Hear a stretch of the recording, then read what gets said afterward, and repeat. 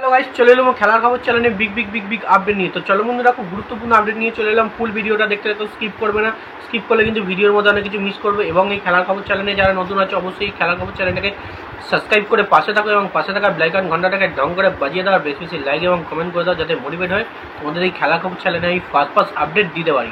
তো চলো বন্ধুরা, খুব গুরুত্বপূর্ণ আপডেট আছে, ফুল ভিডিওটা দেখতে থাকো। তো চলো বন্ধুরা, ফার্স্ট যে আপডেটটি নিয়ে কথা বলবো কিন্তু গুরুত্বপূর্ণ একটা আপডেট।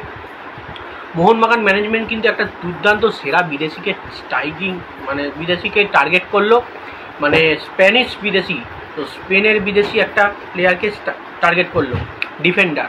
তো প্লেয়ারটার নাম হচ্ছে মারিও গ্রাসপাট। তো মারিও গ্রাসপাট হচ্ছে স্পেনের জাতীয় দলেও খেলেছে এবং এই স্পেনের জাতীয় দলের 3টে ম্যাচ খেলেছে এবং 33 বছর বয়সী স্প্যানিশ এই সেন্টার ব্যাক। মার্কেট ভ্যালু তার হচ্ছে 8 কোটি টাকা। বর্তমানে সে লা লিগার সেকেন্ড ডিভিশনে একটা ক্লাবে খেলছে। অসাধারণ কিন্তু পারফরমেন্স দেয়। এ কিন্তু স্পেনের জাতীয় দলের হয়ে 3টে ম্যাচ খেলেছে এবং 10টা গোল করার কিন্তু ক্ষমতা আছে, মানে 10টা গোল করেছে।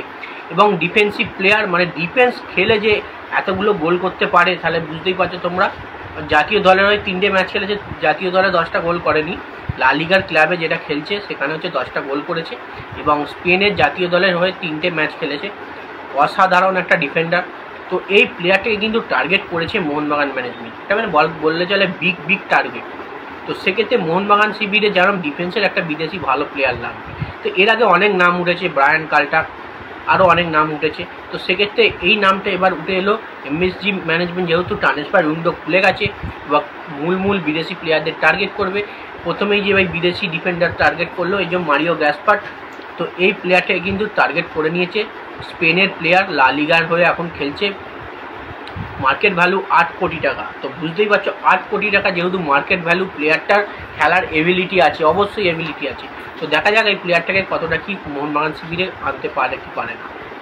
নেক্সট যে আপডেটটা নিয়ে কথা বলবো এবার, মোহনবাগান শিবিরে যে নতুন হেড কোচ হলো জোসে মলিনা। এই জোসে মলিনা কিন্তু চাইছে স্পেনের বিদেশি প্লেয়ার আনতে।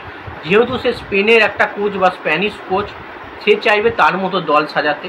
অবশ্যই আমি এর আগের ভিডিওতে বলেছি যে হেড কোচ হবে যে টিমে, সে কিন্তু নিজের মতো দল সাজাতে চাইবে সে, এবং বলেই দিয়েছে আশা করি আমি মোহনবাগান টিমকে একটা ভালো জায়গায় নিয়ে যাব, যে জায়গায় আছে তার থেকেও ভালো জায়গায় নিয়ে যাওয়ার চেষ্টা করব, দলটাকে চ্যাম্পিয়ন করার চেষ্টা করব। সেই জন্য ওই কিন্তু নিজের থেকেই বিদেশি বাঁচবে, তার মতো বিদেশি প্লেয়ার নিয়ে এসে কিন্তু মোহনবাগান শিবিরে খেলাবে, এটাই কিন্তু হওয়া উচিত। তো সেক্ষেত্রে সে যখন স্প্যানিশ কোচ, সে কিন্তু স্প্যানিশই বিদেশি প্লেয়ার আনবে। যেমন একটা আমি ফার্স্টে আপডেটটা দিলাম বিদেশি ডিফেন্ডারটা, এটা কিন্তু যত সম্ভব মলিনারই টার্গেট করা প্লেয়ার। তো দেখা যাক মলিনা স্পেনের কি ভালো বিদেশি স্ট্রাইকিং লাইন বাদ দিয়ে মিডফিল্ড বলো, ডিফেন্স বলো, কি প্লেয়ার আনে। তো যাই হোক, এবার যে নেক্সট আপডেটটা নিয়ে কথা বলবো, এটা কিন্তু খুবই গুরুত্বপূর্ণ একটা আপডেট। জেমি ম্যাকরালেন নাকি সৌদির ক্লাবে যাচ্ছে। আমি প্রথমেই একটা ভিডিও একবার করেছিলাম, আবারও করতে হচ্ছে কারণ অনেকেই জিজ্ঞেস করছে, অনেকেই বলছে তুমি জানো না, ভুল বলছো। জেমি ম্যাকরালেন কিন্তু সৌদির ক্লাবে যাচ্ছে। তো পুরোপুরি তোমাদের খবরটা বলি, সৌদির ক্লাব থেকে অবশ্যই জেমি ম্যাকরালেনকে অফার দিয়েছে এবং মোহনবাগান থেকে যে অফারটা দিয়েছে সৌদির ক্লাবের থেকে কিন্তু বিশাল বড় মানের একটা অফার। তো কারণ সৌদির ক্লাব যে অফারটা দিয়েছে, মোহনবাগান ম্যানেজমেন্ট কিন্তু প্রায় জেমি ম্যাকরালেনকে 14 কোটি টাকা দিয়ে কিন্তু কিনছে। পুরো একটা বিশাল বড় ডিল ডান করতে চলেছে। তো সেক্ষেত্রে জেমি ম্যাকরালেন কিন্তু সৌদি ক্লাব ছেড়ে কিন্তু মোহনবাগান দিকেই কিন্তু বেশি ঢলে আছে। এখনও পর্যন্ত সইয়ের খবরটা আসছে না। যতক্ষণ না সইটা করছে ততক্ষণ কিন্তু কল্পনা থাকবেই যে মোহনবাগান শিবিরে আসছে কি আসছে না, এখন কিন্তু গুজব রটবে অনেক। তো সেক্ষেত্রে যতদিন না মোহনবাগান শিবিরে জেমি ম্যাকরালেন সই করছে, সেক্ষেত্রে পুরোপুরি কনফার্ম কিন্তু কেউ হতে পারছে না। তো সেক্ষেত্রে অবশ্যই না হওয়ারই কথা। তো দেখা যাক, জেমি ম্যাকরালেন অবশ্যই মোহনবাগান শিবিরেই আসবে, কবে সইটা করে সেটাই হচ্ছে দেখার। এবং মোহনবাগানের যে নতুন কোচ হয়েছে জোসে মলিনা, সে কিন্তু থ্যাংক ইউ জানিয়েছে সঞ্জীব গোয়েঙ্কাকে, যে ডক্টর গোয়েঙ্কা থ্যাংক ইউ তাকে দলে নেওয়ার জন্য, তাকে মোহনবাগান শিবিরের ম্যানেজমেন্টের হেড কোচের দায়িত্ব আবার দেওয়ার জন্য। এর আগে সে এটিকের কোচ ছিল এবং এখন সে মোহনবাগান সুপার জায়েন্টের হেড কোচ হতে পেরেছে।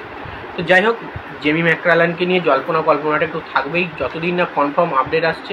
কনফার্ম আপডেট বলতে কি মোহনবাগানের দিকে বেশি ঝোলে আছে, অফারটা যেহেতু বেশি এবং মোহনবাগানে আসারই কথা। তো দেখা যাক কবে কনফার্ম হয়। তো যা হোক, ভিডিওটা আজ এইটুকুই। ভালো লাগে লাইক কমেন্ট শেয়ার সাবস্ক্রাইব করে পাশে থাকা, তাতেই 2000 সাবস্ক্রাইব করে দাও। চলো বন্ধুরা, বাই, নেক্সট ভিডিও দেখা হচ্ছে।